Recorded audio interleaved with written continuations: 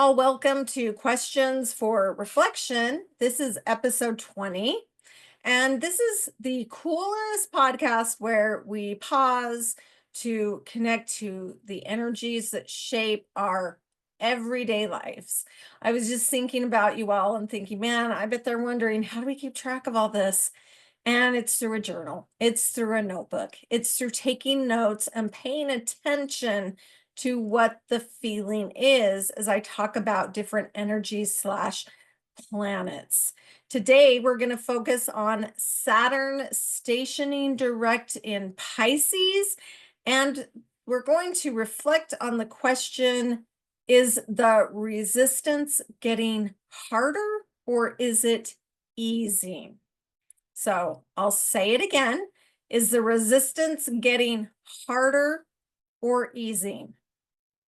You know, take a second right now and really stop and pause and ask yourself, what has been hard, or has it been hard lately? Maybe it hasn't even been hard. I have absolutely felt it. I really have. So again, please follow this podcast so I can reach my goal of 100 followers by Christmas. It's awesome. It's awesome. And I hope to create a community where we can all share and grow together for free, right? I mean, I have to charge for my other stuff, but for free. I would love that for all of us. All right, let's dive into Saturn. So, as I said, Saturn is stopping from retrograde and turning direct. And you know how I always talk about retrogrades of life cycles of change. That's what changes us. That's the flow of the waves that we are surfing on. So it's a really powerful checkpoint. It should give you some clues. Saturn returned to the 12th degree of Pisces on October 28th, and he will not move back. So if he's going backwards retrograde, stopping and turning direct again, he's not going to get back to that 13th degree until December 4th.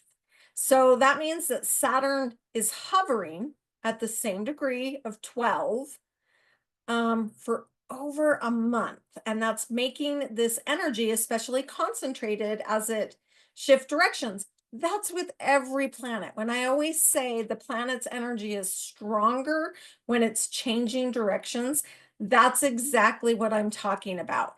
Saturn usually moves a degree every like 11 to 15 days, depending where he is in his cycle. So right now it's double. And what does Saturn mean for us? Well, Saturn is that old, I always say old because Saturn wants you to take time to get good at things. Saturn's the reality check of like, this is what's real on this planet. I have a lot of that energy in me. I don't necessarily know if it's Saturn, but I'm always saying like, look, you can talk about whatever planet you want or whatever past life you want. You're here now, and this is what matters. So who gives a crapola about that? Get real, get here, get now. That's Saturn's voice. He's saying, look at what's real. Like what is literally logically in front of you. So I want to go through the retrograde dates for you so you can kind of track it. On March 23rd of 2024, now, if you can't remember, my retrograde phases go back to the Mercury one where I'm asking you, like, what is your mind catching up on? I believe it's episode 19. It is. It's episode 19. So it's the one right before this. And I go through the retrograde phases so that you can understand them. So again, March 23rd, he's in the get ready, the setup, the here comes the different things. So what happened for you between March 23rd and June 29th of 2024? What looked promising? What were you working on that you thought, oh, this is going to be great? Or what ideas were you putting into play? Now, June 29th is where the retrograde started. And he started going backwards. What usually happens when Saturn is in retrogrades, he pulls some of those things out and makes it like hard. It can get really hard. So I literally feel I can wake up in the morning, and if I feel like a concrete slab is on my chest, and it feels so hard to take one step forward, like to do anything, to take the laundry out of the dryer. If it just feels like, oh, pay attention to how that feels in you. What does that feel like? For me, it's that concrete slab. And it's like, I can't move forward. That is Saturn. So at this point, I've been tracking energies for so long. I can wake up, and if I feel that, I'm like, oh, what's going on with Saturn? I go look at my my transits that are happening for me. Another example, which is in play right now, is Jupiter. If I feel kind of depressed and hopeless, now that can be Saturn as well, but Saturn's like, this feels too hard. Jupiter is more like kind of martyry, I want to say, like, oh, I've just been trying to do this for so long and it never works, and I'm so tired of it. That's like a Jupiter retrograde. So it's more like Saturn's like that literal feeling I can't move forward. Jupiter's more like the it it it feels hard because I've been trying, and it just feels like everything's being taken away, and my faith and my hope is disappearing. So start tracking those for you. Literally, take out the journal, take out the notepad, compare it to tarot cards, compare it to crystals, compare it to, I don't know what else, because all of these came from pretty much the same place. So it'll all be relative. If there's something else that you're more into than astrology, then look at that. It's the same energy, right? We all live on the same planet, same energy. So, okay, from June 29th to tomorrow, which is November 15th, Saturn's going to be in that retrograde phase. But what happens in between that is that midpoint. The midpoint, go back to that video I talked to you about where the sun and Saturn oppose each other. With Mercury, they're together. Saturn, it's a opposition. And that is when you're really being asked if something's working for you or what's going on. Like that time gives you a lot of clues too, because again, the sun is you, it's your vitality, it's your storyline that's happening. So look at September 7th, around that time frame, what was going on.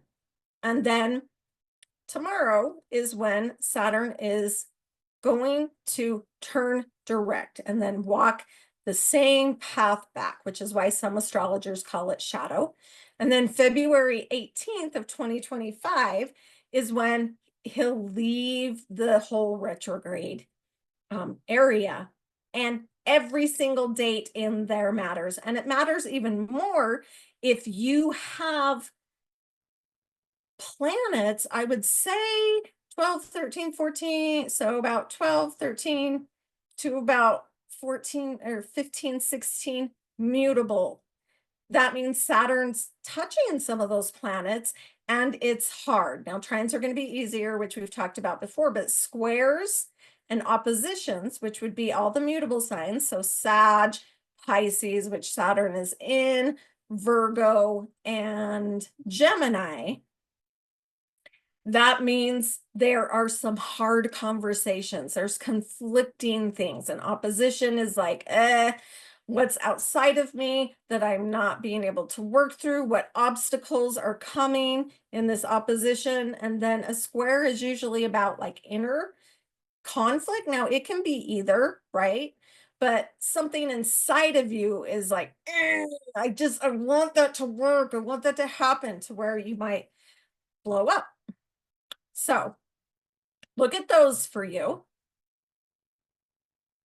I need a drink. Sorry. I may be taking lots of drinks in this, guys, girls, whatever.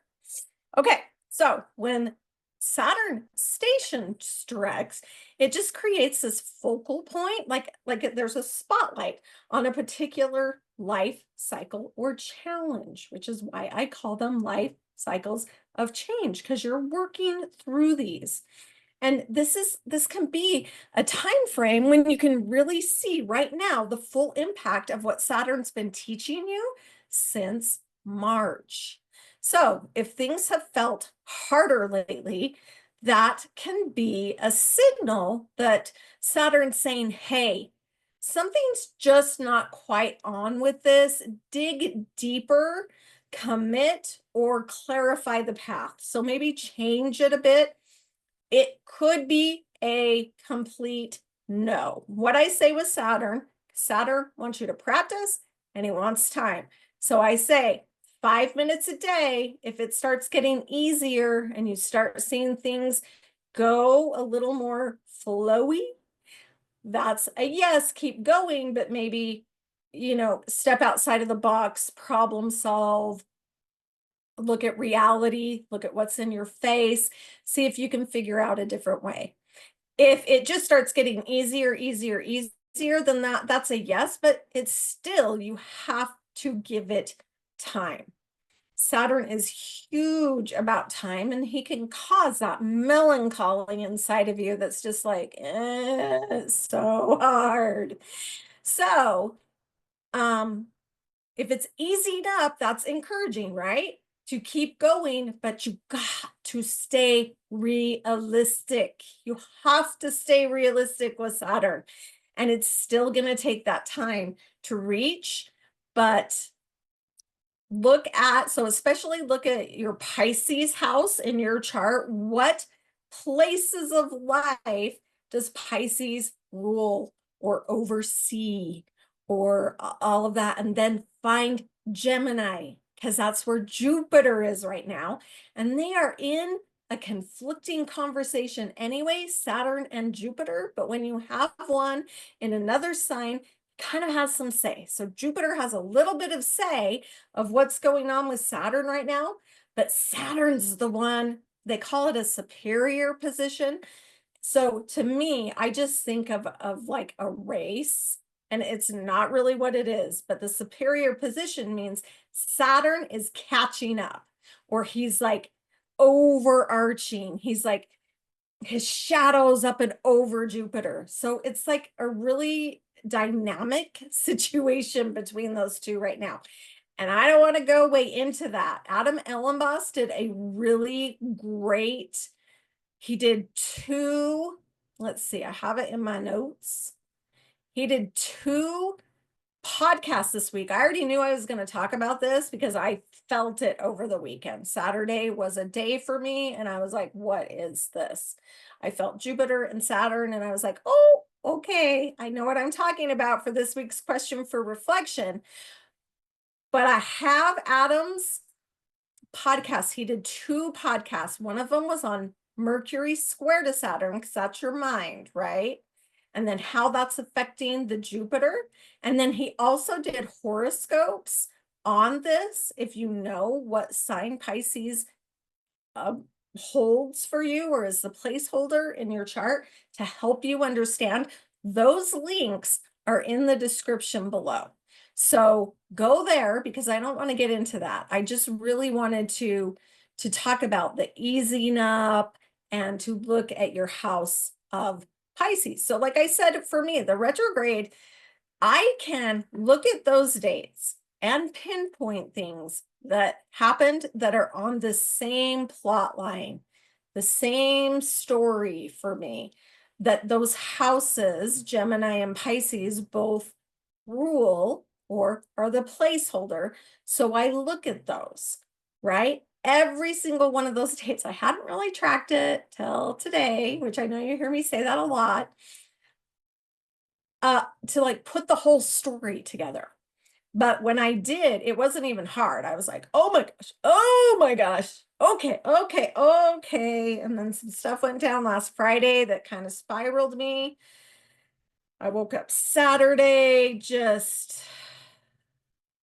so frustrated and angry, and really just took the day. I told a friend, like, I called a friend and I thought it was Jupiter, and they're like, that sounds like Saturn. I'm like, oh, funny. They're both talking right now and in a conversation. And in the places for me that this situation thing type occurred.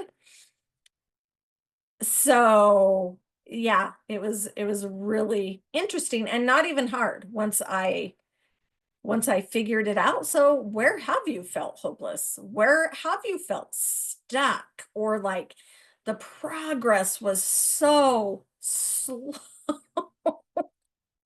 so slow. You're like, I have this goal. I'm working for it. I want to do it. I know I want to do it, but it feels like you're in slow motion. So that's Saturn. Like, and it's like boundaries is a thing and responsibility is a thing.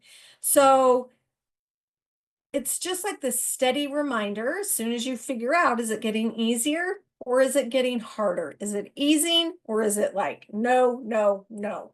That's your first step. And then take those lessons, integrate them, and find the path that's sustainable for you in the long run, right? Saturn's not about quick fixes.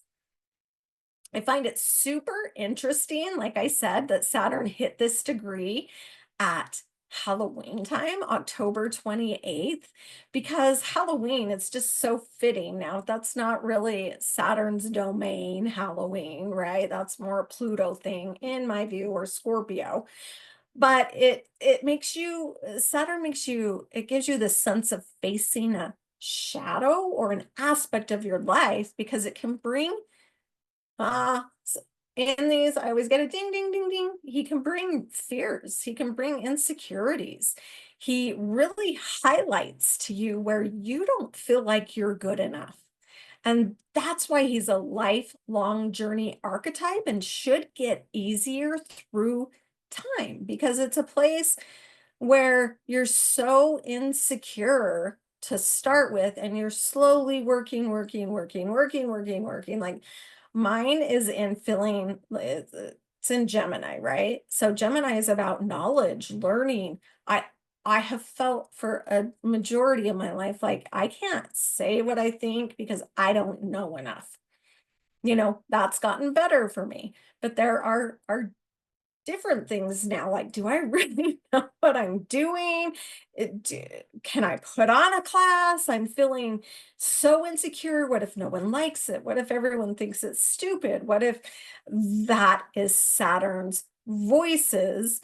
And Halloween kind of scares us, right? I mean, not really, but it's just interesting because it is more a shadowy theme and he brings specific things into if you put a pressure on yourself to grow or change, especially in that specific area of life, or like Gemini is the area of life I'm trying to change in. That's where my natal Saturn is. Saturn is in Pisces. Both of those houses have some affinity to work and career. And that's what I'm dealing with. So very interesting to put it all together. Oh, so, so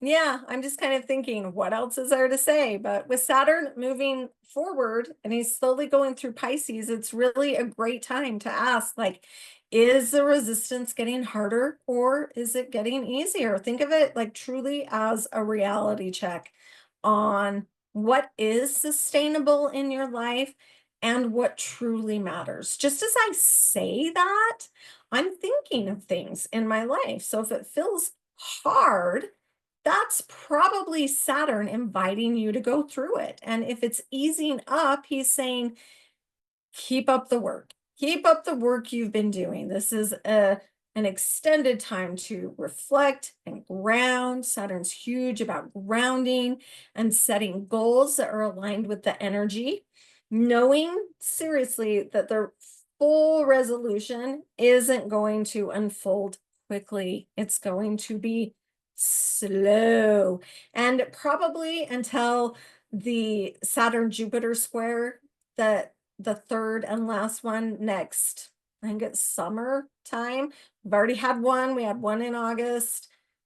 I think we have one in, I want to say January. I don't know. And then I think one in June. Yeah, I'm just really thinking about some of the stuff for me. Like, I have been holding myself accountable to 10 hours of work a day, 7 days a week. So that's 70 hours a week for about a year and a half now, because I'm trying to get some things off the ground and things take time. I'm not going out and doing fun little things. So as I'm reading that, like when I read on my notes, think of it as a reality check and what's sustainable. Like, I'm going, is this sustainable? I've not felt as great. I've had, some doctor appointments over this past week that's making me tired, and maybe it's creating an effect on that. That is sixth house health. So I would be saying, like, whoa, is my health. So sixth house is health. It's work, like your main work and your coworkers or people that you hire to do work for you. It's just like those mundane everyday things, like grounded, and that's where it is for me, right? So I'm putting, even as I'm talking, I'm putting some of this together. Google your houses, see if you can put some stuff together. Message me if you're struggling, and I can send you, if you know the houses, like, so just say, hey, Suze, what does the second house mean, or whatever, and I can throw out some subjects to you. Okay, thank you for turning into questions for reflection. Take a few minutes, please, please, please, please, please, after this, to journal. If you're into astrology, if you don't give a crap, then by all means don't do it. But if you do, that's the best way to start feeling the energies. Absolutely 2000%, because it's pretty much just everyday life, and you start seeing patterns. People want these big fireworks, and those do happen. But for the most part, energy is just energy. It's surrounding us all the time, not going to be fireworks. And if you really, it helps me. Like, I just worked through all that with you, what, in 30 seconds, a minute? So I'm like, okay, there's an answer. That's probably not sustainable. I gotta be kind to myself. I need some self-care. Easy peasy. But if I hadn't even been looking at what was going on, or knew the feeling of Saturn and the feeling of some of the different energies, and know what house and all of that, I mean, it's always right on. It's just not this huge firework thing. So hope that you stop and you take some time in your journal and you figure out what Saturn's asking of you. Okay. Until next time, keep embracing all of you. Thanks. Bye.